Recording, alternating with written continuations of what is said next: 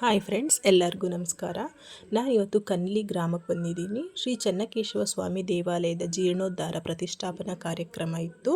ಈ ಕಾರ್ಯಕ್ರಮಕ್ಕೆ ಪರಮ ಪೂಜ್ಯ ಜಗದ್ಗುರುಗಳು ನಿರ್ಮಲಾನಂದ ಸ್ವಾಮೀಜಿಯವರು ಹಾಗೂ ಶ್ರೀ ಶ್ರೀ ಪರಮ ಪೂಜ್ಯ ನಂಜಾವಧೂತ ಸ್ವಾಮೀಜಿ ಹಾಗೂ ಶ್ರೀ ಶ್ರೀ ಪರಮ ಪೂಜ್ಯ ನಿಶ್ಚಲಾನಂದ ಸ್ವಾಮೀಜಿಯವರು ಈ ಕಾರ್ಯಕ್ರಮದ ಉದ್ಘಾಟನೆಯನ್ನು ನಡೆಸಿಕೊಟ್ರು. ಹಾಗೆ ಇಲ್ಲಿ ಬಂದಂಥ ಭಕ್ತಾದಿಗಳಿಗೆ ಅನ್ನಸಂತರ್ಪಣೆ ಕಾರ್ಯಕ್ರಮವಿತ್ತು. ಮತ್ತು ಅದರ ಹಿಂದಿನ ದಿನ ಬಂದು ನಾಟಕ, ಸಾಮಾಜಿಕ ನಾಟಕ ಎಲ್ಲ ಇತ್ತು.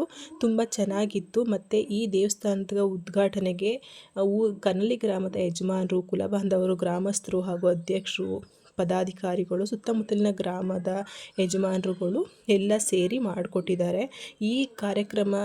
ಈ ದೇವಸ್ಥಾನದ ತುಂಬ ಚೆನ್ನಾಗಿ ಕೆತ್ತನೆ ಮಾಡಲಾಗಿದೆ. ಹೊಯ್ಸಳರ ಕಾಲದಲ್ಲಿ ನಿರ್ಮಾಣವಾದಂಥ ಈ ದೇವಾಲಯದ ಮರುಪ್ರತಿಷ್ಠಾಪನೆ ಮಾಡಿ ಜೀವನದಲ್ಲಿ ಒಂದು ಬಾರಿ ಮಾತ್ರ ಈ ಥರ ಮಾಡೋ ಪುಣ್ಯ ಕೆಲಸಗಳನ್ನ ಮಾಡೋದಕ್ಕೆ ಸಾಧ್ಯ. ಅದು ಈ ಊರಿನ ಯಜಮಾನರುಗಳು, ಪದಾಧಿಕಾರಿಗಳು ಸೇರಿ ಮಾಡಿದ್ದಾರೆ. ಇದು ಸಾಯೋವರೆಗೂ ನೆನಪಲ್ಲಿ ಇಡುವಂಥ ಒಂದು ದೇವರ ಕಾರ್ಯ, ಪುಣ್ಯದ ಕೆಲಸ.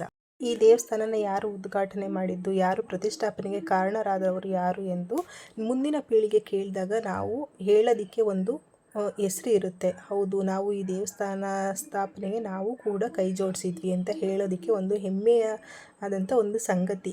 ಮತ್ತು ಈ ಥರ ಪುಣ್ಯ ಕಾರ್ಯಗಳನ್ನ ಮಾಡ್ತಾ ಇತ್ತು ಅಂತ ಹೇಳಿದರೆ ಮುಂದಿನ ಯುವ ಪೀಳಿಗೆಗಳಿಗೆ ಇದು ಸ್ಫೂರ್ತಿ ತರುವಂಥ ಕೆಲಸಗಳು. ಈ ಥರ ಇನ್ನೂ ಹೆಚ್ಚಾಗಿ ಊರಿನ ಪದಾಧಿಕಾರಿಗಳು, ಯಜಮಾನರುಗಳು ಸೇರಿ ಮಾಡಲಿ. ಮುಂದಿನ ಯುವ ಪೀಳಿಗೆಗೆ ಇವರು ಮಾರ್ಗದರ್ಶಕರಾಗಿರಲಿ. ಈ ಥರ ಹೆಚ್ಚು ಕೆಲಸ ಮಾಡಿ ನಮ್ಮಂಥ ಯುವಜನೆಯನ್ನು ಪ್ರೇರೇಪಿಸಲಿ.